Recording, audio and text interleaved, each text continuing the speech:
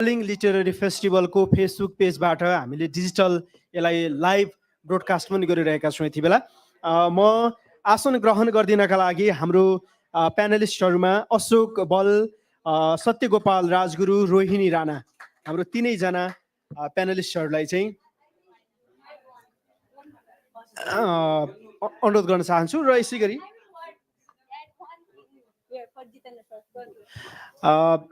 Please have a seat.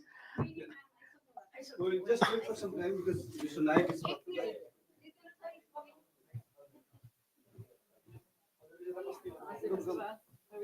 Good. Yeah. We talk about royal cuisine of Puri.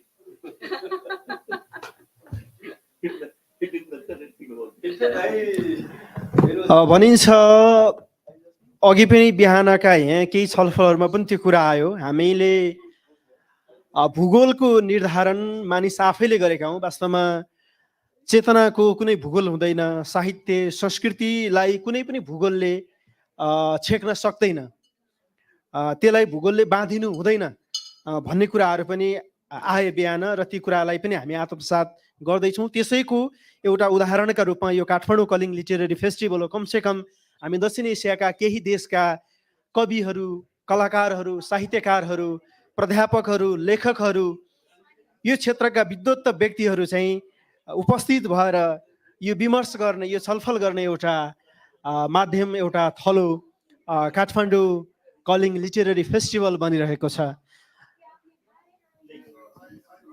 एकअर्काका संस्कृति आदान प्रदान गर्ने, एकअर्काका क्षेत्रका सम्पदाहरूका विषयमा बुझ्ने, जान्ने एउटा अवसर, एकअर्काका देशमा भइरहेका साहित्य कुन स्थितिमा छ अथवा कुन बाटोमा गइरहेको छ, त्यहाँको साहित्यको विकास कस्तो भइरहेको छ भन्ने विषयको आदान प्रदान गर्ने थलो पनि बन्ने गरेको छ यो महोत्सव भन्ने लाग्छ।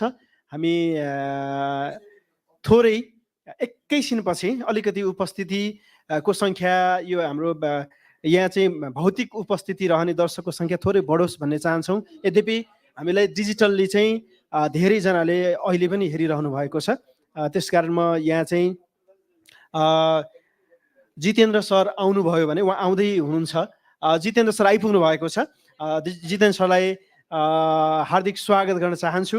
र अब यो सेसनलाई चाहिँ हामी जति छौँ डिजिटल्ली चाहिँ हामीले धेरैजनाले हेरि नै रहनु भएको छ। सो भौतिक उपस्थिति थोरै भयो भने अब यो सेसनलाई चाहिँ म अगाडि बढाइदिनका लागि प्रोफेसर आदरणीय जितेन्द्र कुमार नायक सरलाई चाहिँ अनुरोध गर्दछु।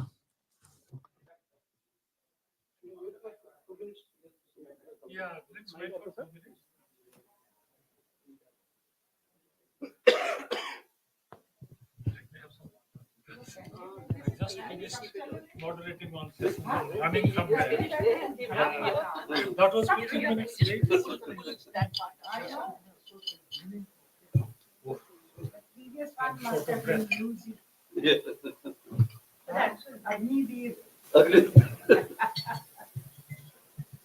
We had a very interesting session of Mr. Vikas Swarup.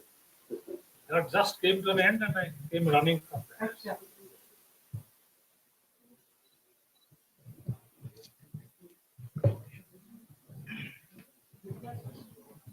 Slumdog.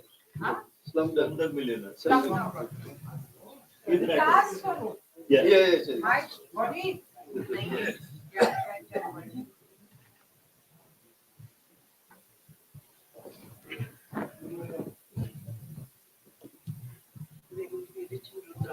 Yes, why should I go back? How are they kept? There's no way you can just leave them. They don't disintegrate. They don't. You just keep them. Yeah. Special ones. Keep them because of the same She used to run an event management company before, like my cousin. So that, but she's not doing it now, but she knows people. Okay. Just telling her that. I think we should start. Yeah. It's already 15 minutes late. They're already running 10 with me. They just finished their. Everything is now postponed to postponed. It's all right.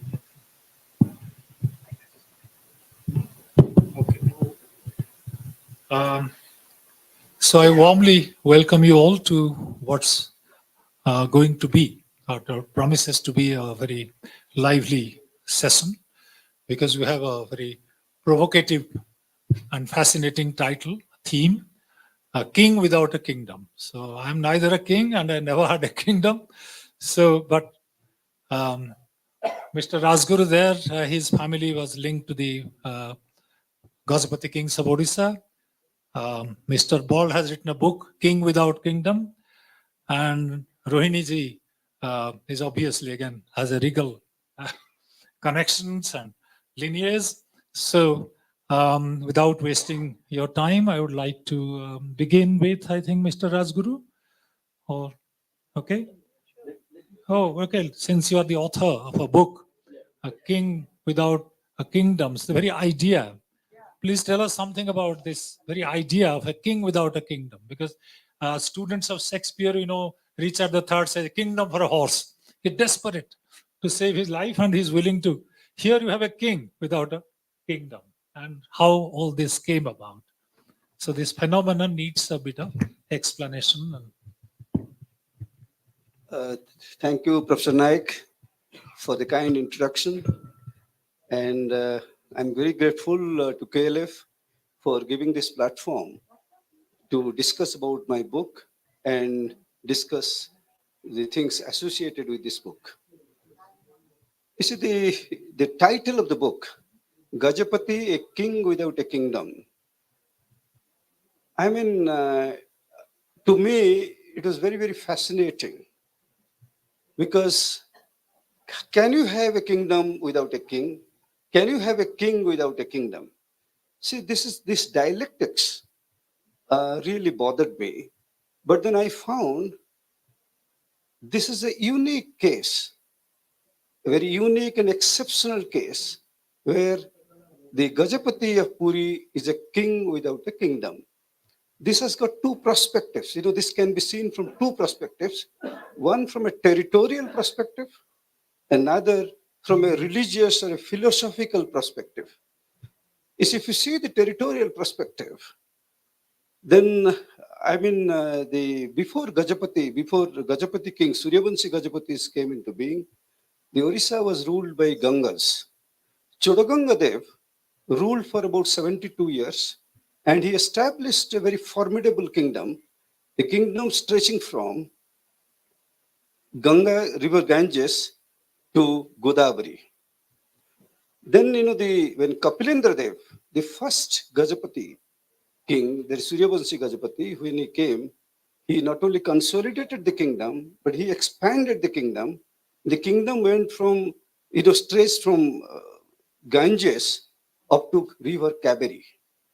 And it was the largest Hindu kingdom on the east coast of India.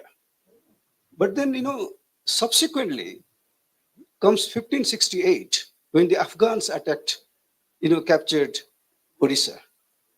Then the last independent Gajapati of Odisha, Mukunda Dev, was defeated and killed. Then Ramachandra Dev, he succeeded.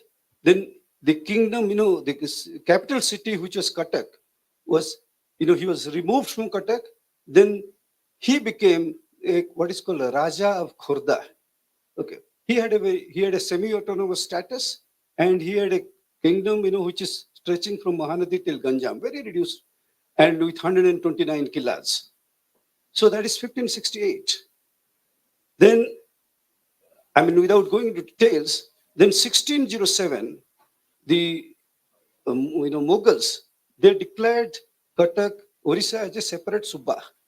So then what happened? Then it became the Puri temple became a frequent object of attacks. In fact, we always talk about Somnath temple, but very little is known about how many times the Puri temple was attacked. It was attacked many more times than Somnath. Okay. Recorded history says 21 times. Okay. So 1607, because that is when the Akbar died, and then subsequent people came. Then came Marathas. In fact, Marathas, when they came, they occupied Puri, and the Raja of Khurda became a titular Jamindar. From like Gajapati became Raja of Khurda. Raja of Khurda had a semi-autonomous status. Then it became a very insignificant Jamindar. Then 1803, English comes, and then they occupied. Then Raja of Khurda became Raja of Puri, but he became a titular head. He became the superintendent of the temple. Okay. And then independence came 1952, 1947, and then the act was enacted. But what I'm saying is, from a territorial sense, he was the largest kingdom, but he became, absolutely nothing. But the most fascinating aspect is, you see, the Gangas, Ananga Bhimadev, in fact, there are inscriptions, and the Madhla Panji says, the Ananga Bhimadev, they did not sit in the crown. They said, Jagannath is the supreme sovereign of the state. And then they were merely his rautas. That means they are merely their fiduciaries. Okay. Then there is an inscription, a stone inscription in Bhubaneswar, which says that the kingdom is called the Purushottama Samrajya. That means it is the land of the Lord Jagannath. Then there are inscriptions. There are 4 inscriptions, which says, which narrates certain incidents. Then there says, Ananga Bhimadev is the Rauta of the Lord Jagannath. That means Lord Jagannath is supreme sovereign, and he is just agent. Okay. This is as far as the Gangas. And you see, Kapilendra Dev went a step further. Kapilendra Dev actually was not a lineage of the Ganga Bansha. So he came from a different sect. Therefore, he propounded himself as an elect of Lord Jagannath. He is the elect of Lord Jagannath. So to legitimize his position, so he wanted to have a functional status as a servant of the Lord Jagannath, the temple. So the concept today, we are talking about Adya Sevak. Adya Sevak. Adya Sevak concept came from Kapilendra Dev, because Kapilendra Dev said that I am a mere servant. I donate everything to Lord Jagannath. And in fact, he started what is a process of communication with Lord Jagannath. There are inscription. He said, he used to ask, Jagannath, am I doing the right thing? These fiduciary kings are raising against me. I want to crush them. Do I have your permission? You see, that is why Kapilendra Dev, he is one king who took from Bengal till Trichinapalli, the kingdom, the Kaveri. So it was the largest Hindu kingdom in the East Coast. And then let me also tell you, the Orissa was the last kingdom to fall to Mughals. Okay. So therefore, territorially as well as philosophically, the kings of Orissa have never claimed themselves to be king. And let me tell you, in Ananga Bhimadev, the Madala Panji says that they did not occupy the crown, and secondly, they never had coronation ceremonies. The Ananga Bhimadev and his subsequent, kings, they did not have coronation ceremonies. This is very, very unique and unparalleled in the history of royalty in India. And finally, let me tell you before I conclude, because my distinguished speakers are there. See, this is again an issue where, you see, with gradual dispossession of territory, in people's esteem, the Gajapati rose very, very high. Because, in fact, ma'am, you won't believe, it is after the abolition of Privy Purse, Gajapati Puri Raja is the only Raja who is statutorily recognized. He is statutorily recognized, and his seva is statutorily recognized in Record of Rights, which is framed as the Jagannath Temple Administration Act 1952, which is called Gajapati Maharaja Seva. You see, as the Adya Sevak.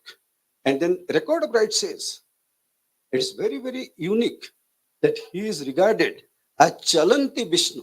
That means he gets the same honor like Vishnu, Lord Vishnu, when he enters the temple. So that therefore, he is a unique king. He said he is the poorest king. He has no territory. He has got nothing. But then he has the respect, recognition, and reverence which no other royalty in India enjoys. In fact, when Jaipur Maharani used to come to Puri, she used to touch the feet of Maharaja. And the kind of reverence they have, it's very unique. So therefore, I thought I should give this title, and I do not know whether I've done rightly or not, but then the readers are the best judge. They have liked it and they have approved it. Thank you very much. Thank you, Mr. Bala, for giving such a riveting account of the changing fortunes of a king who ceased to be someone without a kingdom.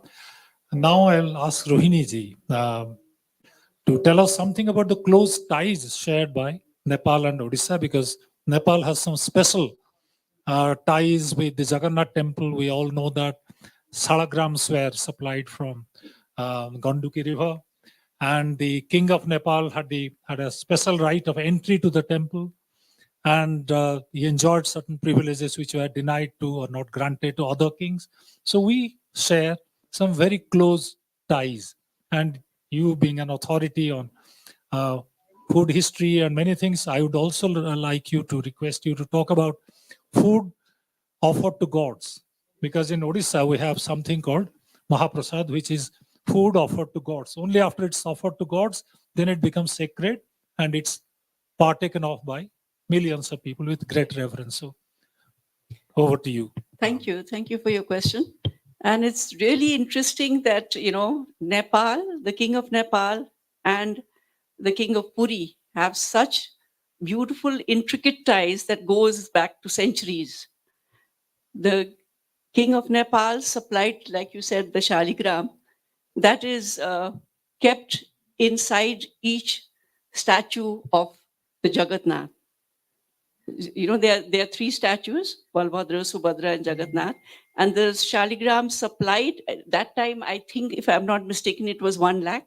1 lakh shaligram was supplied to the king Jajati Keshri in 1563.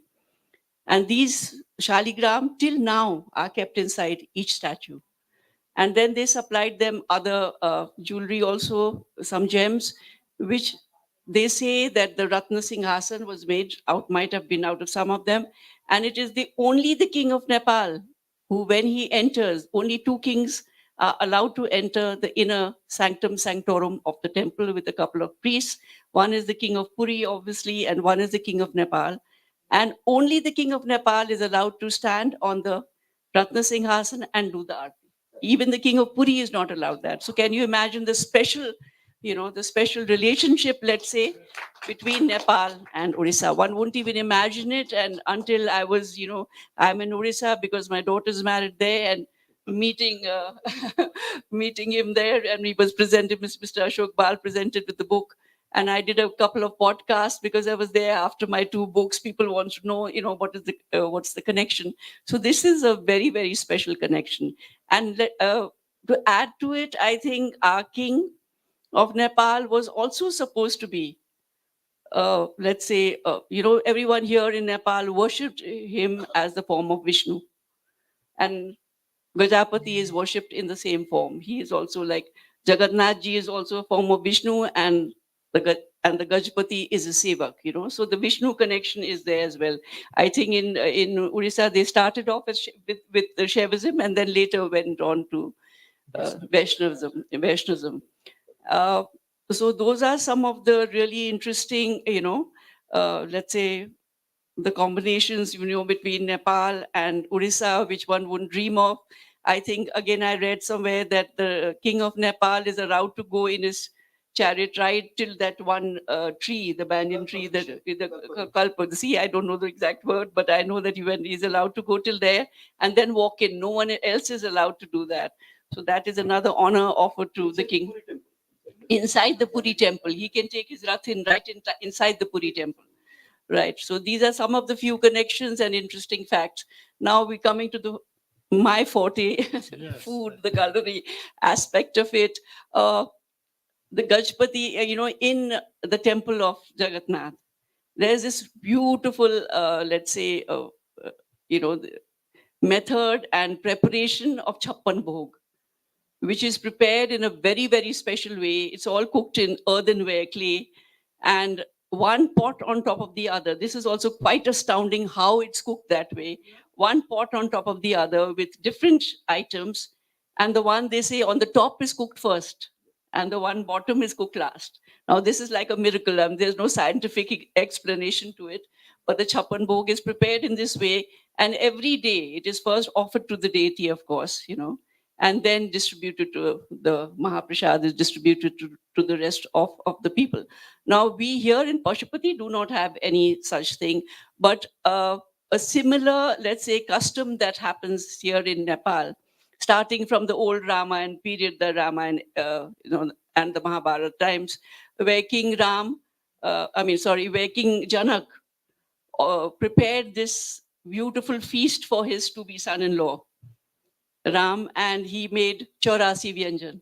So the 84 types of different dishes were prepared in honor of his son-in-law. So there's a connection between food and all these numbers. 84, 56 must be having some scientific, reason. I'm sure no normal person can eat so many dishes at once. But I think they're just, showering you with blessings and hoping you plenitude in the rest of your life and see that you're well fed, and so all these things are offered to the deities first and then consumed, which custom in Nepal goes on. Each religious ceremony that we have, each of these ritual ceremonies, all revolve around food. There's special food prepared for each festival, each ceremony. So the food connection is totally there, because you can't go to Jagannath or you can't go to Lingaraj without having their Mahaprasad and the Mahabhog. So I think that is the connection of Yeah. food there. Thank you, Mom. With your permission. See, when ma'am was telling about the special honor or the exclusive honor that is accorded to Nepal royalty. In fact, today I was little researching. I told a friend of mine that how is he addressed? What is the ceremonial address to Nepal royalty when he enters? He gave me a Sanskrit version.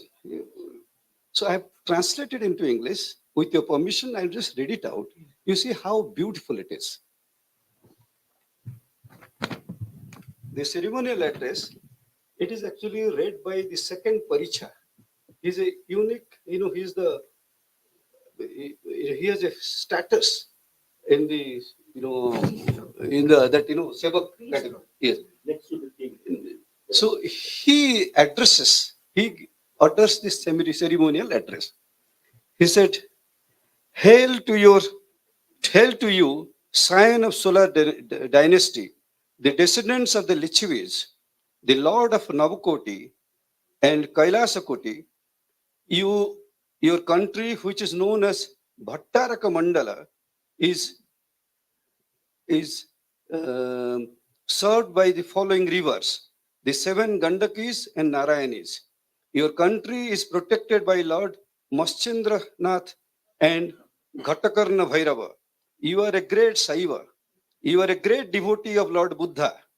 When your predecessor, Maharaja Dhiraj Shankaradev, was ruling as a great Indra, he presented Vishnu Shila, that is called Salagram. Vishnu Shila is Salagram, which had the symptoms of both Sankarsana Vasudev and Ubhaya Mukhi. Kundali for the holy river, from the holy river of Gandaki, and thereby he made his dynasty spiritually famous. Being the scion of that great king, you may kindly accept the honor of the hospitality, honor of worshipping Lord Jagannath. So this is a very rough English translation, but when he utters in Sanskrit, it has a different. This is in Sanskrit. Okay. Thank you, sir. Sorry for the diversion. No, it's all right. It's a very, it's, yeah. It's available. So listening to mom was a great learning experience. Now may I turn to Mr. Rajguru, who hails from the family of the Rajguru, the mentor of the king or preceptor of the king. And it's an extremely prestigious and hallowed position. In fact, one of our great rebels against the British rule was called Joy Rajguru, who might be related to Mr. Rajguru, but they occupied a highly elevated position in the power structure of Puri. So please reflect on the subject Hello. that we are discussing today. Ashok is very, very dear. I mean, more than a younger brother. When he was conceptualizing the book, I deliberately dissuaded myself because it will only influence his thinking. Now that Madam has talked about the Mahaprasad in the Jagannath temple, as a small child, I remember I had attended one of the Nepal Ranas, I'm forgetting his name, I was very small, and I attended the Mahaprasad Seva in Puri Royal Temple along with my grandfather. We talking about 56 Chappan Bhog. I mean, I couldn't count on my fingers. I mean, there was something like 10 varieties of rice, 10 varieties of dal. And the manner in which the food is cooked, I have seen it through the window from the cooking thing, that the paksala. One pot is kept over the other. Nothing is fried. There is nothing like chonk or baghar. Everything is added and steamed. And the supakaras, the cooks, they are such experts that they will lift one earthen pot, put it aside, and lift the other one and put it on the fire. Rarely things remain uncooked or overcooked. So that is the beauty of this. Now, two of the incidents are called legends and partly borne out with history, which Ashoka has written in his books, but somehow he forgot to mention about it. That is about the status of the king as the servant of the Lord, the Jagannath. Before the Rath Yatra, the king sweeps the floor of the Rath. Yes. Assisted by the Rajguru. Anyway, there's a beautiful legend that one of the kings, Purushottam Dev, he was in love with the princess of Kanchi. And then he made a formal offer to the king of Kanchi that I would like to marry your princess. The reply was very curt and very insulting. You are a scavenger. You are sweeping the floor. I cannot give my princess in marriage to you. So what did Purushottam Dev do? He sought the permission of Lord Jagannath that please allow me to take revenge on this Kanchi king. So he goes, as per legend, Jagannath and Balabhadra also take part in the fight in the form of two warriors riding a black horse and a white horse. Anyway, if I go into details, it will become too long. So he wins and he brings the princess to Puri. But to insult her, he asked one of the senior ministers, please take this princess, keep in your house, and when the right occasion arises, you hand her over to one of the scavengers to be married to her. The minister was wise, old. He waited for Rath Yatra. On the day of Rath Yatra, he bought the princess, took her to the Rath, and told, "O king, you are now a scavenger, so please accept the princess."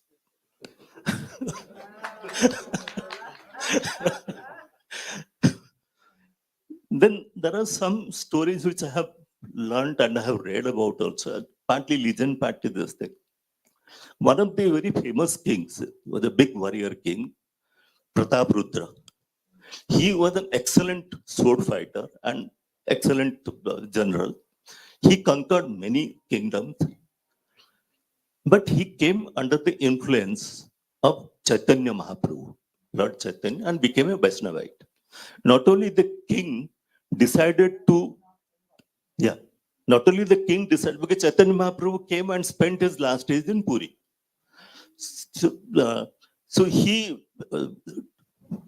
discarded his weapons. Not only he, his general, Commander Rai Ramananda Patnaik, he also became a Vaishnavite. And so Vaishnavas started spiritually ruling the elites in Puri.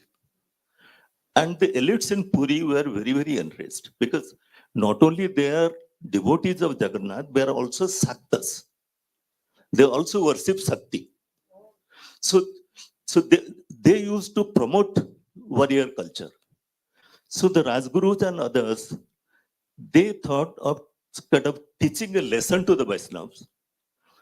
And they secretly prepared in army so that if the occasion arises, they will take revenge.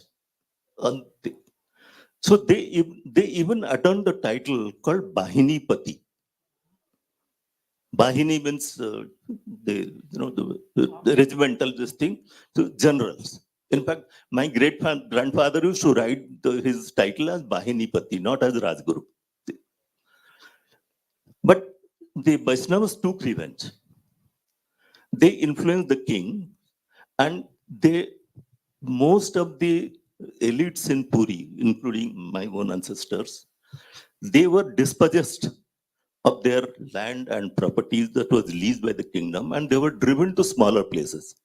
But even till my ancestor was actually Kasi Misra Rajguru, who was the contemporary of Pratap Rudra. Even now, the signboard before the big complex reads Kasi Misra Badi. It is Kasi Misra Badi, the home of Kasi Misra. But the descendants of Kasi Misra were driven to some small areas, and they had to be satisfied with it. I think that's one such thing. I think I'll request Mr. Bola to talk about a particular incident which illustrates the power, the authority of the king without a kingdom. Because one of the kings in the 19th century was accused when British were ruling India, ruling Odisha. He was accused of a murder, he was convicted and was sent to the Andamans. So the kingdom was without a king. And the British wanted to take over the management of the temple. And the people resisted it. And one of the architects of modern Odisha, a very great lawyer who was a Christian, he fought a case, filed a case and won it in the Privy Council. So I want Mr. Bola to, because that illustrates this idea of a king without a kingdom. He may be even deported to Andamans, but he still remains in the hearts of people, the king. So the British couldn't do anything about it. In fact, thank you for asking this question. Divya Singh Dev, about 1860 or so. So Divya Singh Dev was the Gajapati. And he was accused of a murder case. In fact, there was a Sibadas, he was a pious person, and he was also a Vaid. So the king was, this young king was very, very antagonistic towards that person. And then one night, Divya Singh Dev with his accomplices then seriously injured him. And I've described the description of that day's incident is a very fascinating story. How they injured, what they did, and all that. And then on third day of the incident, he died. Then the collector, I think it's a Grant or someone, I'm not remembering. So they filed a case of murder. Then he was convicted. murder against the, and that created a huge sensation. In fact, the Cuttack, there was a court, civil court in Cuttack, the 11th April 1868 or 69. So the judgment was pronounced. And anticipating problem, in those days, the British government had deployed about 125 constables to see that, nothing wrong happens. And then after the judgment, after they were convicted, I think next day they were ferried and they were taken to Calcutta. Then the matters went to the Calcutta High Court, Privy Council Court, and that judgment is an outstanding judgment. So they convicted him, they confirmed the sentence, and then convicted 2 or 3 more people. They were all deported to Andamans. And and he died in Andamans. Now the point, as he said, kingdom, it was a situation where there was no king.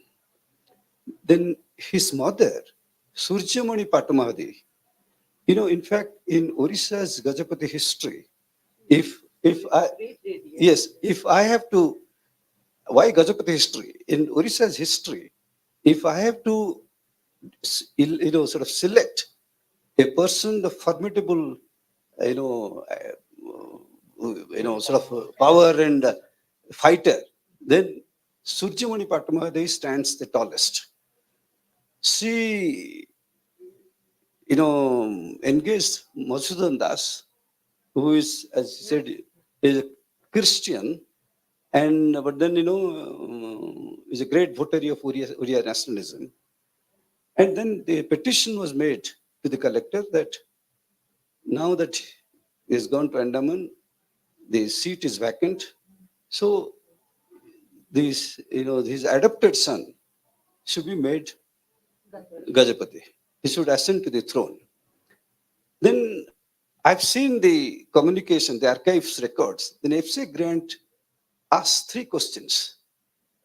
How can he succeed when his father is alive? That's number 1. Number 2, in the event he is deported back, what happens? And third, he says, the title of Raja has been taken back by the government. So how can we make someone Raja? Now, the answers, Surjamani Patamadevi has given these answers. And I have in my book reproduced, given the extract of these 2 answers. I mean, nothing can be more outstanding than the quality of those answers. Then one answer, can I take 2 minutes? Speakers without a podium. Like kings without.